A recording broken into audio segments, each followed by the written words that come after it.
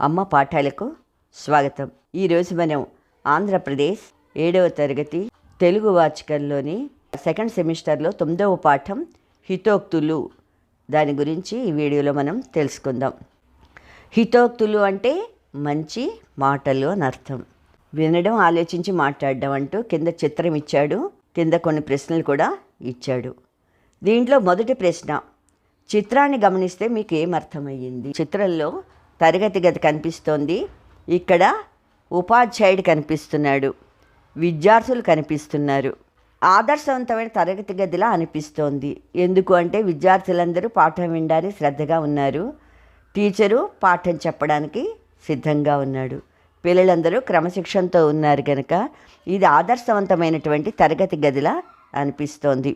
ఉపాధ్యాయుడు చెప్పేది శ్రద్ధగా వినాలని ఇక్కడున్నటువంటి విద్యార్థులు చూస్తూ ఉన్నారన్నమాట. విద్యార్థులంతా కూడా ఒకే రకమైనటువంటి దుస్తులు వేసుకున్నారు. రెండో ప్రశ్న, మీకు తెలిసిన మహనీయుల హితోక్తులు కొన్నింటిని చెప్పండి. మాతృదేవోభవ, పితృదేవోభవ, ఆచార్య దేవోభవ. ఇది ఉపనిషత్తుల్లో ఉన్నటువంటి ఒక హితోక్తి. చెడు వినద్దు, చెడు కనద్దు, చెడు మాట్లాడద్దు అనేది గాంధీజీ చెప్పినటువంటి హితోక్తి.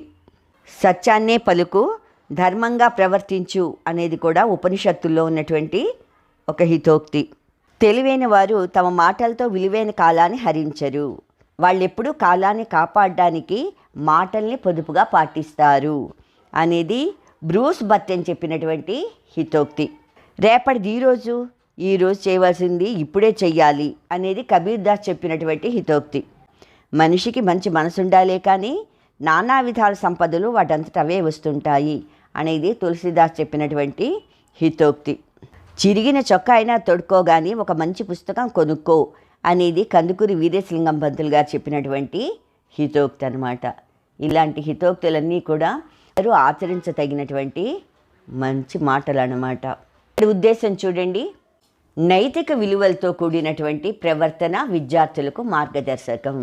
ఎప్పుడూ కూడా నీతివంతంగా ఉండడం అనేది విద్యార్థులు నడుచుకోవాల్సింది. విద్యార్థులందరూ ఆ విధంగా నడుచుకుంటే సమాజం బాగుపడుతుంది. సమాజం బాగుపడితే దేశం బాగుపడుతుంది. అందుకని నైతిక విలువలతో కూడిన ప్రవర్తన అనేది విద్యార్థులందరికీ కూడా మార్గదర్శకం. అది నేటి సమాజంలో బాధ్యత గల పౌరులుగా తీర్చిదిద్దబడాలనేది రచయిత యొక్క సంకల్పం. ఉన్నతమైన భావాలతోటి, ఆశయాలతో పాటుగా నీతి, న్యాయం, ధర్మం, సత్ప్రవర్తన ఇవన్నింటితోటి మనిషి జీవించాలి. అలా అవన్నిటిని కూడా ఆచరించడం తప్పనిసరి అని తెలియజేయడమే పాఠ్యభాగం యొక్క ఉద్దేశం. కవి పరిచయం చూడండి. ఇక్కడ ఒక చిత్రం ఇచ్చారు, కవి యొక్క చిత్రం. కవి ఎవరు? రాళ్లపల్లి అనంతకృష్ణ శర్మ. చిత్రమే ఇక్కడ ఇవ్వడం జరిగింది. అనంతపురం జిల్లా కంబదూరు మండలంలోని రాళ్లపల్లి అనే గ్రామంలో అలివేలు మంగమ్మ, కృష్ణమాచారులు అనే దంపతులకు అనంతకృష్ణ శర్మ గారు 1893 సంవత్సరం జనవరి నెల 23వ తారీఖున జన్మించారు. రాళ్లపల్లి అనంతకృష్ణ శర్మ గారు సంగీతంలోనూ సాహిత్యంలోనూ కూడా ప్రసిద్ధి చెందినవారు. సారస్వతాలోకం, అన్నమాచార్యుల కృతుల స్వరకల్పన, వేమనపై విమర్శనా గ్రంథం వంటి రచనలు కూడా ఈయన చేశారు. గాన కళా సింధు, సంగీత కళారత్న అనేవి ఈయనకున్నటువంటి బిరుదులు. కేంద్ర సంగీత నాటక అకాడమీ వాళ్ళు ఈయనకి 1970లో ఫెలోషిప్ ఇచ్చి గౌరవించారు. తెలుగు, కన్నడం, సంస్కృతం ఇన్ని భాషల్లోనూ కూడా వీరు మంచి పాండిత్యాన్ని సంపాదించారు. రాయలసీమ సాహిత్యంలో చిరస్థాయిగా నిలిచిపోయేటటువంటి పెనుగొండ కొండ పాటను రాళ్లపల్లి అనంతకృష్ణ శర్మ గారే రాశారు. అది ఇప్పటికీ కూడా చాలా ప్రసిద్ధి చెందినటువంటి పాట అన్నమాట. అది ప్రస్తుత పాఠ్యభాగం శ్రీ శాలివాహన గాథా సప్తశతి సారం నుంచి తీసుకోబడిందనమాట. నేపథ్యానికి వస్తే కవి వత్సలుడు అనే బిరుదు పొందినటువంటి శాలివాహన చక్రవర్తి ఎవరు ఆయన అంటే హలుడు. హలుడికి కవి వత్సలుడు అనే బిరుదు. ఆయన శాలివాహన చక్రవర్తి అనమాట. ప్రాకృత భాషలో ఉన్నటువంటి 700 మంచి మంచి గాథలను తీసుకుని అవన్నీ కూడా కలిపి ఒక పుస్తకం, గాథా సప్తశతి అనే పేరుతోటి ఒక పుస్తకంగా తయారు చేశారు ఈయన. 2000 సంవత్సరాల నాటి తెలుగు గ్రామీణ జీవన దర్పణం గాథా సప్తశతి. అంటే 2000 సంవత్సరాల నాటి తెలుగు గ్రామీణ జీవితం ఎలా ఉంది అనేది ఈ గాథా సప్తసతి దాన్ని చదివితే మనకి అర్థమవుతుంది. మనిషి యొక్క నైతిక ప్రవర్తన ఏ విధంగా ఉంది, వాళ్ళు ఎంత నీతివంతంగా ఉండేవారు, అలాగే మానవీయ విలువలకు ఎంత ప్రాధాన్యం ఇచ్చేవారు అనేది కూడా మనకు అర్థమవుతుంది. ఇప్పుడు అవన్నీ తగ్గిపోయినటువంటి సందర్భంలో మళ్ళా మానవీయ విలువలకు ప్రాధాన్యత ఇవ్వాలి అని వాటి అవసరం గురించి తెలియజేస్తాయి ఇప్పుడు మన యొక్క పద్యాలన్నీ కూడా. ఇది హితోక్తులు కదా. దీని మూలం ఏమిటి? హాలుడు రాసినటువంటి గాథా సప్తసతి అనే గ్రంథం. దీని తెలుగులో కనువదించిన వారు రాళ్లపల్లి అనంతకృష్ణ శర్మ గారు. మొదటి పద్యం చూడండి. ఇది ఆటవెల్దిలో ఉంది. ఆ వే అంటే ఆటవెల్దిలో ఉంది. ది పువ్వు గుర్తుంది కనుక ముఖ్యమైనటువంటి పద్యం ఇది. ఇక్కడ లా కింద వచ్చింది, లా కాదు, లా తప్పు. మెలికల్ సా. నశించుచుండు నీటి మీద వ్రాత నిజము దుర్జన మైత్రి చేయుచుండగని నశించుచుండు అది సజ్జనాళి యందు జల్పితిమేని రాత గీచినట్టి గీతగాదే. మరొకసారి వినండి, ముఖ్యమైన పద్యం కదా. నీటి మీద వ్రాత నిజము దుర్జన మైత్రి చేయుచుండగని నశించుచుండు అది సజ్జనాళి యందు చల్పితిమేని రాత గీచినట్టి గీతగాదే. దుర్జన మైత్రి అంటే చెడ్డవాళ్లతో చేసే స్నేహము చేయుచుండగానే నశించుచుండు. వాళ్ళతో స్నేహం చేస్తుండగానే నశిస్తుంది. ఎలాగది? నీటి మీద వ్రాత, నీరి మీద ఏదైనా మనం రాస్తుండగానే ఎలా చెదిరిపోతుందో అలాగే చెడ్డవాళ్లతో కనుక స్నేహం చేస్తే వాళ్ళతో స్నేహం చేస్తుండగానే నశించిపోతుంది అది. ఇది మాత్రం నిజం, సత్యం అన్నమాట. అదే సజ్జనాళి యందు జల్పితుమేని, అదే మంచివాళ్లతో కనుక స్నేహం చేసినట్టయితే రాత గీచినట్టి గీతగాదే, రాయి మీద గీసినటువంటి గీత వంటిదే. అంటే శాశ్వతంగా ఉంటుందన్నమాట. అంటే చెడ్డవాళ్లతో చేసే స్నేహము నీటి మీద రాత లాంటిది, అదే మంచివాళ్లతో చేసే స్నేహము రాయి మీద గీసినటువంటి గీత వంటిది. నీటి మీద రాత ఎంత వెంటనే చెదిరిపోతుందో అలాగే చెడ్డవాళ్లతో చేసిన స్నేహం కూడా వెంటనే నశించిపోతుంది. రాయి మీద గీసినటువంటి గీత ఎంత స్థిరంగా అయితే ఉండిపోతుందో అలాగే మంచివాళ్లతో స్నేహం చేస్తే అంత స్థిరంగానే ఉంటుంది అనేది దీని భావం. రెండో పద్యం చూడండి. ఇది కూడా ఆటవెల్దిలో ఉంది. లోభివాణి చేతిలో సిరి ఎంతగా వెలియుచున్న సొంత ఫలము లేదు తెరువు నడుచు వేళ గరకు వేసవి ఎండ మాడువానికి తన నీడవోలే. లోభివాణి చేతిలో అంటే పిసినారి చేతిలో సిరి ఎంతగా వెలియుచున్నా, అంటే పిసినారి చేతిలో సిరి ఎంతగా ఉన్నప్పటికీ, ఎంతగా ప్రకాశిస్తున్నా సొంత ఫలం లేదు, కొంచెం కూడా ఉపయోగం లేదు. పిసినారి వాడు ఇంకా ఎంత డబ్బు ఉంటే మాత్రం ఏం ఉపయోగం, వాడేవి ఖర్చు పెట్టలేడు. తెరువు నడుచు వేళ, తెరువు నడుచు వేళ అంటే మనం నడిచే మార్గంలో గరుకు వేసవి ఎండ అంటే ఎక్కువగా ఉన్నటువంటి వేసవి ఎండలో మాడువానికి, మాడిపోతున్న వానికి తన నీడవోలే, అతని నీడలాగే కొంచెం కూడా ప్రయోజనం లేదు. లోభివాని చేతిలో ఎంత సిరి ఉన్నా కొంచెం కూడా ఉపయోగం లేదు. అంటే పిసినారి చేతిలో ఎంత సంపద ఉన్నా కొంచెం కూడా ఉపయోగం లేదు. అది ఎలాగా అంటే గరుకు వేసవి ఎండ అంటే బాగా ఎక్కువగా ఉన్నటువంటి వేసంకాలం ఎండలో తెరువు నడుచు మార్గాలు నడుస్తూ ఉన్నప్పుడు, అంటే ఎండాకాలం బాగా ఎక్కువగా వేడి ఉన్నటువంటి ఆ సమయంలో ఎండలో నడుస్తూ ఉన్నప్పుడు మాడు వానికి తన నీడవోలే, ఆ ఎండలో మాడిపోతున్న వాడికి అతని నీడ ఏమైనా ఉపయోగం ఉందా? ఏమీ ఉపయోగం లేదు. చెట్టు నీడ తనకు ఉపయోగం ఉంటుంది కానీ తన నీడ తనకి ఉపయోగం లేదు. అలాగే లోభివాడి చేతిలో ఎంత డబ్బున్నా ఎండాకాలంలో వెడుతున్నటువంటి ఆ బాటసారికి అతని నీడ ఎలా అయితే ఉపయోగం లేదో లోభివాడి చేతిలో ఉన్నటువంటి సంపద కూడా ఏమీ ఉపయోగం లేదు అని చెప్పాడు దీంట్లో. నెక్స్ట్ మూడో పద్యం చూడండి. ఇది కూడా ఆటవెల్ది పద్యం. ఎంత అలుకగొన్ననేమి సత్పురుషుల నోట నెట్లు చెడ్డ మాట వెడలు రాహువదన గహ్వరముననున్న చంద్రకరముల అమృతరసమే కురియగాదే. ఎంత అలగు కొన్ననేమి సత్పురుషుల నోట ఎట్లు చెడ్డ మాట వెడలు. ఎంత అలుకగొన్న అంటే ఎంత కోపంతో ఉన్నప్పటికీ కూడా సత్పురుషుల నోట, మంచి వాళ్ళ నోట చెడ్డ మాట వెడలు ఎట్లు. ఎంత కోపంలో ఉన్నా కూడా మంచి వాళ్ళ నోటంపట చెడ్డ మాటలు రావు. ఎలాగాది? రాహు వదన గహ్వరమున. రాహు అంటే రాహు వదన ముఖం, గహ్వరమున అంటే గుహలో అంటే నోటిలో. రాహు నోటిలో ఉన్న చంద్రుడు కరముల అమృత రసమే కురియుగాదే. ఆ చంద్రుడి యొక్క కిరణాలు, ఇక్కడ కరములు అంటే కిరణాలు. కిరణాలు ఏం చేస్తాయి? రాహు నోట్లో ఉన్నప్పటికీ కూడా చంద్రుడు అతని నుంచి అమృత రసమే కురుస్తుంది, కానీ చెడు అనేది కురవదు.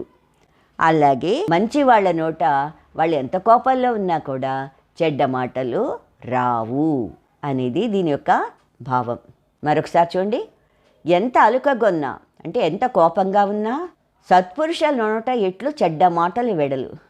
సత్పురుషులు అంటే మంచి వాళ్ళ నోట చెడ్డ మాటలు వెడలు అంటే బయటికి రావు. అంటే ఎంత కోపంలో ఉన్నా కూడా మంచివాళ్ళు చెడ్డగా మాట్లాడరు. ఎలాగంటే రాహు వదన గహ్వరమున అంటే రాహు యొక్క నోటిలో ఉన్న చంద్రకరములు అంటే చంద్రుడి యొక్క కిరణాలు అమృతరసమే కురియుగాదే. అంటే రాహు తన్ని మింగేస్తున్నప్పటికీ కూడా చంద్రుడి నుంచి అమృతమే కురుస్తుంది, ఆ వెన్నెలే వస్తుంది, కానీ వేరేది రానట్టుగా ఎంత కోపంలో ఉన్నా మంచి వాళ్ళ నోట మంచి మాటలే వస్తాయి, కానీ చెడ్డ మాటలు రావు. 4వ పద్యం చూడండి, ఇది కూడా ఆట వెల్దులో ఉంది. మానవంతుడైన వాని మనం అంచదశల గూడనున్నతంబెయగును, మునిగిపోవు వేళను సూర్యకిరణముల్ మీది పక్కగాదే పెరియుచుండు. మానవంతుడైన వాని మనం అంచదశల గూడ ఉన్నతంబెయగును, మునిగిపోవు వేళను సూర్యకిరణముల్ మీది ప్రక్కగాదే మెరియుచుండు. మానవంతుడైన వాణి, మానవంతుడు అంటే పౌరుషవంతుడైన వాడి మనస్సు అంచెదశలందు కూడా అంటే చివరి క్షణంలో కూడా అతను చనిపోయేటప్పుడు కూడా ఉన్నతంబే యగును. అంటే అతని మనసు ఉన్నతంగానే ఉంటుంది, అంతేకాని ఎప్పుడూ దిగజారడం అనేది ఉండదు. ఎలాగా అంటే మునిగిపోవు వేళను సూర్యుడు అస్తమించే సమయంలో కూడా సూర్యకిరణములు సూర్యుడి యొక్క కిరణాలు మీది పక్కగానే మెరియుచుండు. మీది పక్కగానే పైన పక్కల ఆ సూర్యకిరణాల యొక్క కాంతి మెరుస్తూనే కనిపిస్తుంది. అంటే సూర్యకిరణాలు వెదజల్లుతూనే ఉంటాయి. అతను సూర్యాస్తమయ సమయంలో కూడా సూర్యకిరణాల యొక్క కాంతి చుట్టుపక్కల మెరిసినట్టుగానే అభిమానవంతుడు పౌరుషవంతుడు అయినటువంటి వాడి యొక్క మనస్సు తను చనిపోయే సమయంలో కూడా ఉన్నతంగానే ఉంటుంది తప్ప దిగజారడం అనేది ఉండదు అనేది మనకి పద్యం ద్వారా కవి తెలియజేయడం జరిగింది. చదవండి, ఆనందించండి అన్నాడు. సంకల్ప బలం. సంకల్ప బలం అనే ఒక చిన్న కథ ఇచ్చాడు చూడండి. టిట్టిభము అన్న లఘుముఖి పిట్ట అన్న ఒకటి, అదొక చిన్న పక్షి అన్నమాట. ఈ ఆడపక్షి ఒకసారి సముద్రం ఒడ్డున గుడ్లు పెట్టి మేత కోసం వెళ్ళింది. అది తిరిగి వచ్చి చూసేసరికి దాని గుడ్లు అక్కడ కనిపించలేదు. పాపం సముద్రపు కెరటాలు ఆ గుడ్లను సముద్రంలోకి ఇడ్చుకుపోయాయన్నమాట. గుడ్లు కనిపించకపోవడంతో ఆ పక్షి చాలా బాధపడిపోయింది. అయ్యో, నా బిడ్డల్ని పాడు సముద్రం అపహరించుకుపోయిందే అని చెప్పి అనుకుంటూ ఆ చిన్న పక్షి ఏం చేసింది, రోధించింది అనమాట. అంటే బాధపడింది. ఏడు పాపి ఆలోచించింది. పక్షి మనసులో మెరుపులా ఒక ఆలోచన వచ్చిందనమాట. వెంటనే అది ఆ ఆలోచన తగ్గట్టుగా చేయడం మొదలుపెట్టింది. ఏమిటది? సముద్రం ఒడ్డుకు వెళ్ళింది. తన ముక్కుతోటి ఆ సముద్రపు నీటి బొట్టుని పీల్చుకుంది. దూరంగా ఎగిరిపోయి ఒకచోట ఉమ్మేసింది. మళ్ళీ సముద్రం వద్దకు వచ్చింది. ఇంకొక బొట్టును పీల్చుకుంది. దూరంగా పోయి ఉమ్మేసాగింది. తన నోటి పట్టినంతగా తీసుకోవడం, బయటికి వెళ్ళి ఉమ్మేసేయడంలా చేస్తోందన్నమాట ఈ పక్షి. చూసారా, లకుముకుటి పిట్ట సముద్రం దగ్గర నీళ్లు నోటితో తీసి బయట ఉమ్మేయడానికి అక్కడ చూస్తోందన్నమాట. ఈ విధంగా అది అస్సలు రెస్ట్ లేకుండా అవిశ్రాంతంగా ఆ నీటిని నోట్లోకి తీసుకోవడం, బయటికి తీసుకుపోయి ఉమ్మేయడం అనేదే పనిగా చేయడం మొదలుపెట్టిందనమాట. సముద్ర జలాన్ని అంతా పీల్చేసేయాలి. పీల్చేస్తే సముద్రంలో ఉన్న తన గుడ్లు బయటపడతాయి అనేది ఆ చిన్న పక్షి యొక్క ఆలోచన అనమాట. ఈ టిట్టిబ పక్షి అంటే లకుముక్క పిట్ట చేస్తున్నటువంటి పనిని చూసి మిగిలిన పక్షులన్నీ కూడా నవ్వాయన్నమాట. హేళన చేసాయి, ఏడిపించాయి.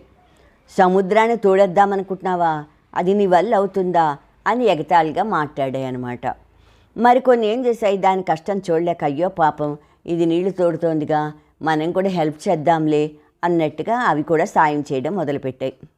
మొత్తానికి ఈ టిటివ పక్షులన్నీ, లకుముకి పిట్టలన్నీ కలిసి సముద్రంలో నీటిని పీల్చడం, బయటికి తీసుకెళ్ళి వదిలేయడం. ఈ విధంగా ఆ పక్షులన్నీ కలిసి రోజుల తరబడి ఇలా ఈ పని చేస్తూ ఉన్నాయి. ఈ పని చేస్తుంటే చూస్తున్నటువంటి సముద్రుడు పాపం ఏమిటి, ఎందుకు ఇలా చేస్తున్నాయి అనే ఉద్దేశంతో వచ్చి ఏమిటి, ఎందుకు ఇలా చేస్తున్నారు అని అడిగితే దానికి ఇవేం చెప్పింది లకుముకి పిట్ట, తన గుడ్లన్నీ సముద్రంలోని కెరటాలు ఇచ్చుకుపోయాయి, అందుకే నాకు బాధేసి నీళ్లు తీసేసి గుడ్లను తీసుకుందామని మేము ఈ పని చేస్తున్నాము అని చెప్పిందనమాట.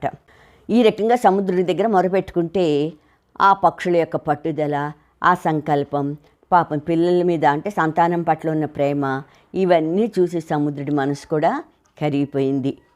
తన గర్భంలోంచి జారిపోయినటువంటి గుడ్లను వెతికి తెచ్చి ఆ టిట్టివ పక్షిగా అప్పగించాడు. అంటే లకుముకి పిట్టకి అప్పగించేస్తాడనమాట. అంటే సముద్రం లోపలికి వచ్చేసినటువంటి ఆ జారిపోయిన గుడ్లను వెతికి తీసి సముద్రుడు మళ్ళా ఈ లకుముకి పిట్టకి అప్పగించాడు. అంటే టిట్టివ పక్షికి అప్పగించాడనమాట. పని చిన్నదా పెద్దదా, అవుతుందా కాదా అనేది కాకుండా ముందు ఆ పని మీద మనం చూపించే చిత్తశుద్ధి కానీ, పట్టుదల కానీ, ఎలా ఉండాలి అనే సంకల్పాన్ని, తల్లి బిడ్డల పట్ల ఉండే వాత్సల్యాన్ని ఈ చిన్ని కథ మనకి తెలియజేస్తోంది. అంటే ఆ పక్షులన్నీ చిన్నవి, సముద్రంలో నీరు తోడేంత శక్తి ఉన్నాయా వాటికి? లేవు. అయినా పని చిన్న పనా పెద్ద పనా అని ఆలోచించాయా? లేదు. అవుతుందా కాదా అని ఆలోచించాయా? లేదు. ఆ పని మీద మనసు పెట్టి పట్టుదలగా సంకల్ప బలంతో అవి ప్రయత్నించాయి. ఆ తల్లికి బిడ్డల మీద ఉండేటటువంటి వాత్సల్యం, దీంట్లో ప్రేమ దీంట్లో కనిపిస్తోందన్నమాట. ఈ చిన్ని కథ మనకి చిత్తశుద్ధి, పట్టుదల, సంకల్పం ఉంటే ఏ పనైనా సాధించవచ్చు అనే విషయాన్ని కూడా మనకి తెలియజేస్తోంది. మీకు ఈ పాఠం కనుక నచ్చినట్టయితే లైక్ బటన్ని క్లిక్ చేయండి. మీ అభిప్రాయాలు, సూచనలు కామెంట్ బాక్స్లో పొందుపరచండి. మీరు ఇచ్చేటటువంటి ప్రోత్సాహంతో మేము మరింత ఉత్సాహంగా మరిన్ని వీడియోలు చేయగలుగుతాం. Thank you. సెలవు.